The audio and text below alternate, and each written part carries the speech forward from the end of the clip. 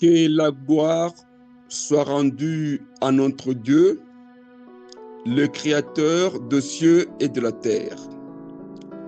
Très chers frères et sœurs, membres des églises, ce matin, nous avons l'honneur de glorifier notre Dieu à travers un thème intitulé « La tunique de Jésus ». Thème tiré dans l'évangile de Jean, chapitre 19, versets 23 jusqu'à 24. Nous lisons au nom de Jésus-Christ. Les soldats, après avoir crucifié Jésus, prirent ses vêtements et ils en firent 4 parts, une part pour chaque soldat. Ils prirent aussi sa tunique, qui était sans couture, d'un seul tissu, depuis le haut jusqu'en bas. Et ils dirent entre eux, ne la déchirons pas, mais tirons au sort à qui elle sera. Cela arriva afin que s'accomplisse cette parole de l'Écriture. Ils se sont partagés mes vêtements et ils ont tiré au sort ma tunique. Voilà ce que firent les soldats. Très chers frères et sœurs, membres des églises, c'est ici l'intelligence qui a de la sagesse.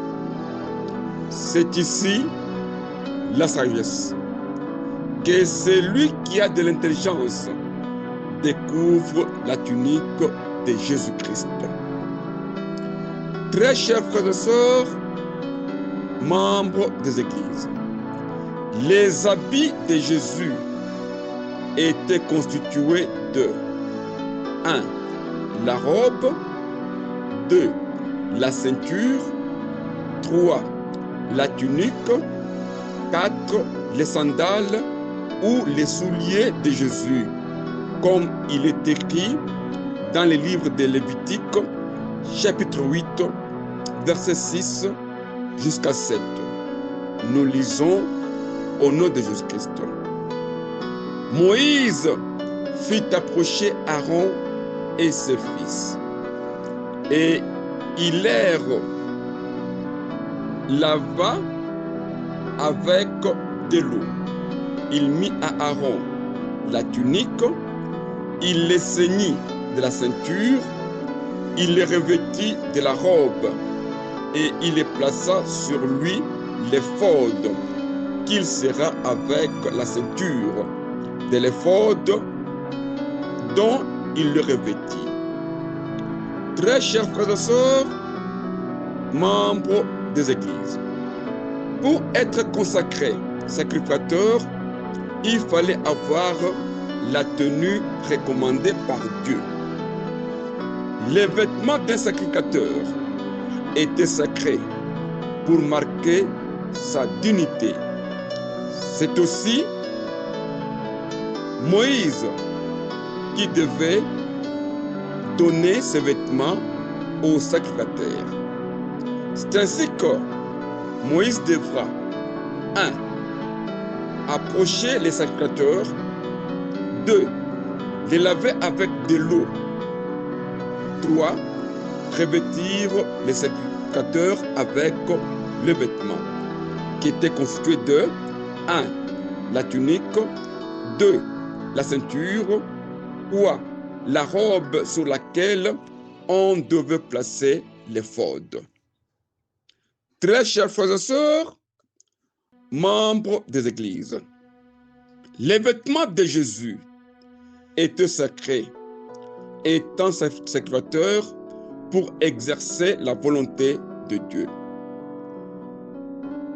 Nous prenons pour exemple, afin d'éprouver la puissance qui était dans le vêtement de Jésus. Si nous lisons l'évangile de Luc, chapitre 8, verset 44, nous lisons au nom de Jésus-Christ, elle s'approcha par derrière et toucha les bords du vêtement de Jésus. Au même instant, la perte de sang s'arrêta. Très chers frères et sœurs, membres des églises, la femme atteinte d'une perte de sang depuis 12 ans toucha les vêtements de Jésus et au même instant, la perte de sang s'arrêta. Cela prouve que les vêtements de Jésus étaient sacrés et reflétaient une puissance pour guérir et sauver. Si nous prenons encore un deuxième exemple dans l'évangile de Matthieu, chapitre 17, verset 2, nous lisons au nom de Jésus-Christ. Il fit transfigurer devant eux. Son visage resplendissait comme le soleil et ses vêtements d'un vert blanc comme la lumière. Très chers frères et sœurs, membres des églises, lorsque Jésus révéla à ses disciples sa gloire, les Écritures disent que Jésus fut transfiguré. Dans cette transfiguration, il y avait deux choses. 1. Le visage de Jésus resplendit comme le soleil. Et 2. Ses vêtements d'un vert blanc comme la lumière. Très chers frères et sœurs, membres des églises, les visages de Jésus comme le soleil et les vêtements comme la lumière. Comme le soleil tire son énergie à la lumière, qui est la première créature de Dieu, bien avant le soleil, nous disons que c'est les vêtements de Jésus qui rassuraient les visages de Jésus. Comme on ne peut pas avoir le soleil sans la lumière, de même, on ne peut pas avoir le visage de Jésus sans connaître ses vêtements. Alors, les vêtements de Jésus déterminent le visage de Jésus. Très chers frères et sœurs, membres des églises, les Écritures disent que Jésus fut transfiguré, son visage comme le soleil et ses vêtements comme la lumière. La lumière, qui est la première créature de Dieu, reflétait l'image du visage de Jésus-Christ qui est le soleil. C'est-à-dire que l'on connaît un serviteur de Dieu à partir de ses vêtements.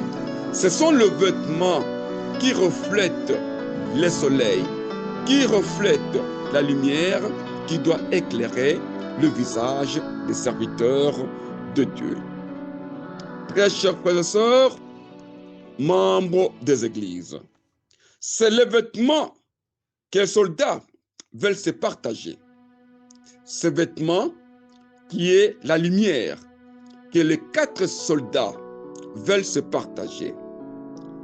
Revenons à l'évangile de Jean, chapitre 19, lisons le verset 23. On dit ceci: les soldats, après avoir crucifié Jésus, prirent ses vêtements et ils en firent 4 parts, une part pour chaque soldat. Ces vêtements, lors de la transfiguration, étaient devenus blancs comme la lumière. Très chers frères et sœurs, membres des églises, qui sont les 4 soldats qui avaient les vêtements de Jésus et qui se sont partagés une portion des vêtements de Jésus? Les 4 soldats. ces 4 portions des vêtements de Jésus qui se sont partagés. Si nous lisons le deuxième épître de Paul au Timothée, chapitre 2, versets 3 jusqu'à 4, nous lisons au nom de Jésus-Christ. Souffrez avec moi comme un bon soldat de Jésus-Christ. Il n'est pas de soldat qui s'embrasse des affaires de la vie si il veut plaire à celui qui l'a enrôlé.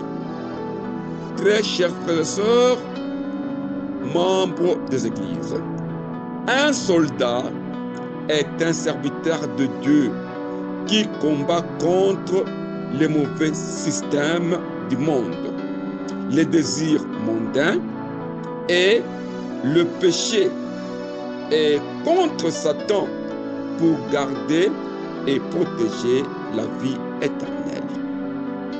L'apôtre Paul dit ceci: souffrez avec moi comme un bon soldat de Jésus-Christ.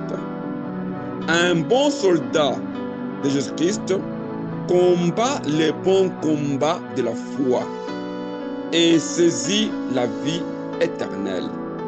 C'est-à-dire, un soldat doit être revêtu des armures de Jésus, des armures célestes, afin de mener un bon combat. Et ce combat-là consiste à dépouiller notre adversaire Satan, afin que l'on puisse atteindre à la vie éternelle. Pour être un bon soldat de Jésus, il faut se revêtir de toutes les armes de Dieu, afin de pouvoir tenir ferme contre les ruses du diable. Très chers frères et sœurs, membres des églises, c'est ces soldats qui vont se partager les vêtements de Jésus. Les soldats enfilent 4 parts, une part pour chaque soldat. Ce sont ces 4 parts de vêtements de Jésus qui vont constituer les 4 modèles d'église qui dominent le monde chrétien. 1. Les églises prophétiques. 2. Les églises des miracles. 3. Les églises de guérison. Et 4. Les églises évangéliques.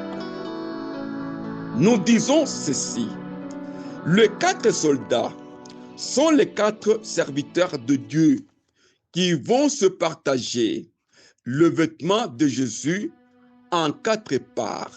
Ces 4 parts de vêtements de Jésus vont constituer la division de 4 églises qui dominent le monde entier.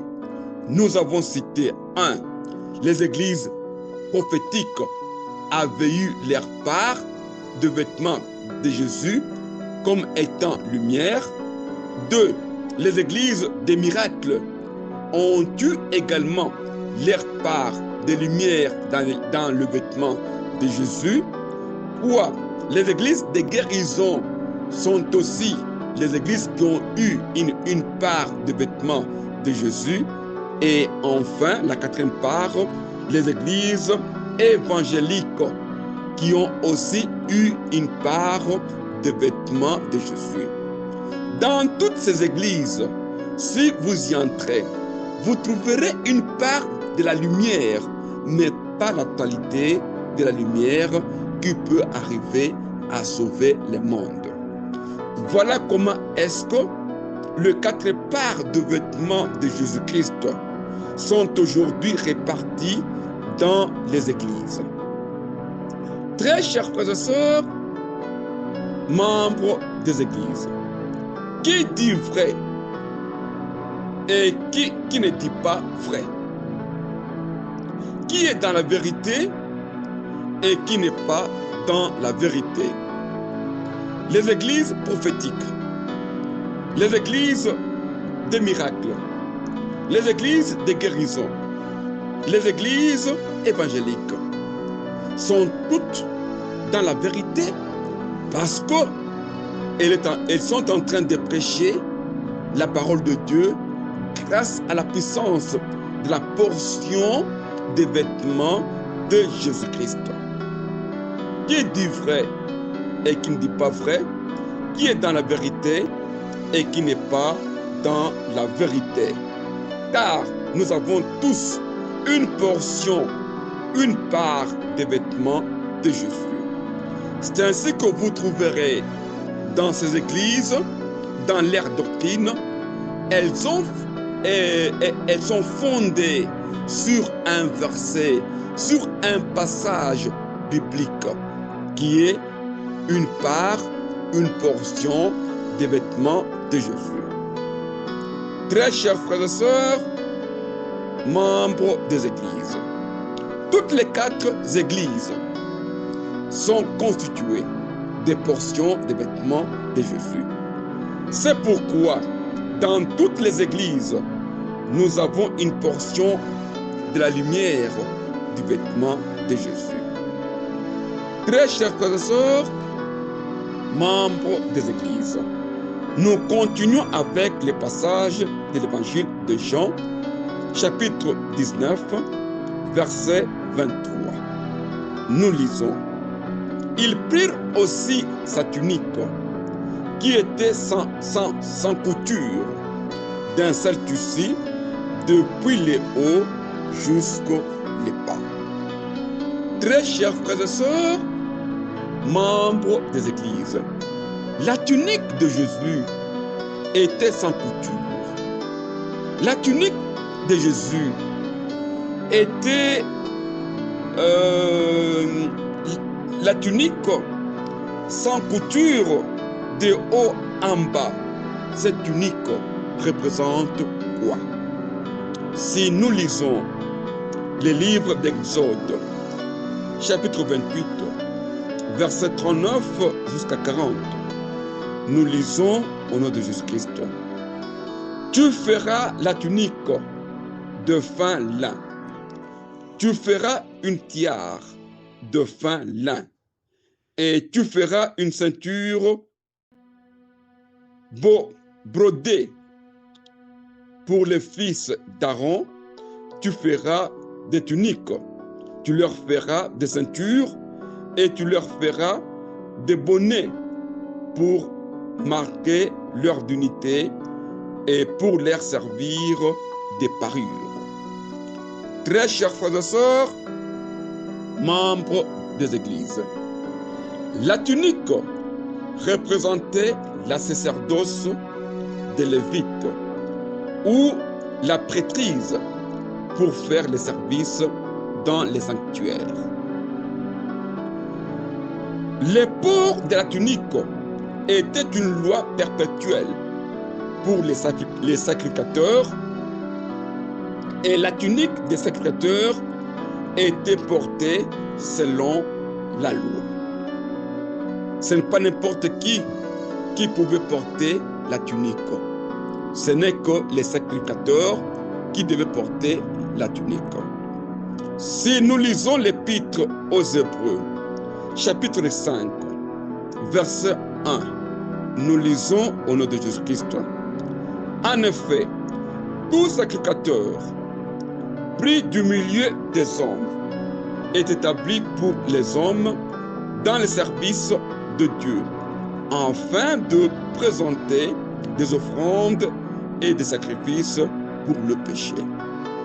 Très chers frères et sœurs, membres des églises, tout sacrificateur pris du milieu des hommes est établi pour les hommes. La consécration des sacrificateurs était faite conformément à la loi pour exercer les services de Dieu. C'est pourquoi Jésus, jugé par les sacrificateurs et les souverains sacrificateurs, Caïphe, pour confirmer sa prêtrise, Jésus devrait être jugé et Caïphe devrait enlever, devrait enlever sa tunique pour que Jésus puisse devenir secrétaire au rang de Melchisedec. Si nous lisons l'évangile de Matthieu, chapitre 26, verset 65, nous lisons au nom de Jésus-Christ. Alors, les souverains sacrificateurs déchira ses vêtements en disant, il a blasphémé. Qu'avons-nous encore besoin de témoins? Voici, vous venez d'entendre son blasphème. Que vous en semble-t-il?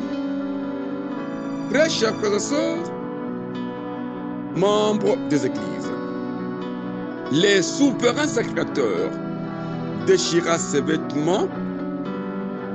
En déchirant ses vêtements, les sacrificateurs caïphes avaient rompu les sacerdoces des Lévites. L'acte posé par les souverains sacrificateurs de déchirer ses vêtements était prophétique pour mettre fin au service des sacrificateurs comme il était écrit dans les livres de Lévitique, chapitre 21, verset 10. Nous lisons au nom de Jésus-Christ. Les sacrificateurs, il y a la supériorité sur ses frères, sur la tête duquel a été répandue l'huile d'onction et qui a été consacré et revêtu de vêtements sacrés, ne découvrira point sa tête et ne déchirera point ses vêtements. Très chers frères et sœurs, membres des églises, les sacrificateurs ne déchirera point ses vêtements. La violation de cette règle lors du procès de Jésus a annulé les sacerdoces des Lévites. Déchirer les vêtements avait une signification prophétique. Le mystère des sacrificateurs prend fin. Et c'est ainsi que l'histoire des Lévites vont terminer, les sacerdoces de Moïse va terminer, et c'est Jésus qui sera le grand roi et le grand sacrificateur. Très chers frères et sœurs, membres des églises, déchirer le vêtement était un signe de désespoir. Nous prenons deux cas qui expliquent la déchirure des vêtements. 1. Si nous lisons le premier livre de Samuel, chapitre 15, verset 27 jusqu'à 28, nous lisons au nom de Jésus-Christ.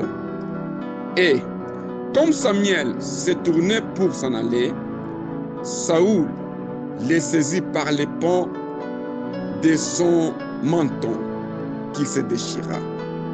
Samuel lui dit, l'Éternel déchire aujourd'hui de dessus toi le royaume d'Israël, et il la donne à un autre qui est meilleur que toi. Très chers frères et sœurs, membres des églises, le prophète Samuel utilise l'image de son menton déchiré par Saoul pour décrire la façon dont Dieu arracherait les royaumes de Saoul pour les remettre à David. De même, pour les souverains sacrificateurs caïphes, en déchirant ce vêtement, Dieu lui avait arraché le ministère de sacrificateur pour en donner à Jésus-Christ pour d'éternité en éternité. Si nous lisons encore le premier livre de Samuel, chapitre 24, verset 5, nous lisons au nom de Jésus-Christ. Le gens de David lui dirent, voici les jours où l'Éternel te dit, je livre ton ennemi entre tes mains. Traite-les comme bon te semblera. David s'éleva et coupa doucement les pans de la monture du menton de Saül. Très chers frères et sœurs, membres des églises, David s'éleva et coupa les pans du menton de Saül. En coupant les mentons de Saül, cela signifiait que la royauté de Saül est terminée. Alors, Dieu avait inspiré au souverain sacrificateur pour mettre fin au ministère des sacrificateurs pour être remplacé par les sacerdoces non transmissibles, les sacerdoces qui est éternel, qui est dirigé par Jésus-Christ. Si nous lisons l'épître aux Hébreux, chapitre 7, verset 21, nous lisons au nom de Jésus-Christ, car les Lévites sont devenus sacrificateurs sans serment, mais Jésus l'est devenu avec serment par celui qui lui a dit, le Seigneur a juré, et je ne reprendrai pas. Tu es sacrificateur pour toujours, selon l'ordre de Melchisedec. Très chers frères et sœurs, membres des églises, la tunique de Jésus établit le ministère de Jésus, institué non d'après la loi d'une ordonnance charnelle, mais selon la puissance d'une vie impérissable. C'est pourquoi les Écritures disent dans l'évangile de Jean, chapitre 19, verset 24, nous lisons, ne la déchire pas, mais tirons en sort à qui elle sera. Très chers frères et sœurs, membres des églises, la tunique de Jésus ne peut être déchirée. Nous avons dit que les sacrificateurs portaient les habits spéciaux qui les distinguaient des personnes ordinaires. Les non-respects de règles sur la tenue réservée au sanctuaire entraînaient la destitution ou la mort du sacrificateur. Ainsi, l'acte prophétique du souverain sacrificateur Caïphe mettait fin au sacerdoce des Lévites pour être remplacé par les sacerdoces éternels de Jésus-Christ, tunique non déchirée. Si nous lisons l'évangile de Jean, chapitre 3, verset 34, nous lisons au nom de Jésus-Christ, car celui que Dieu a envoyé dit les paroles de Dieu, parce que Dieu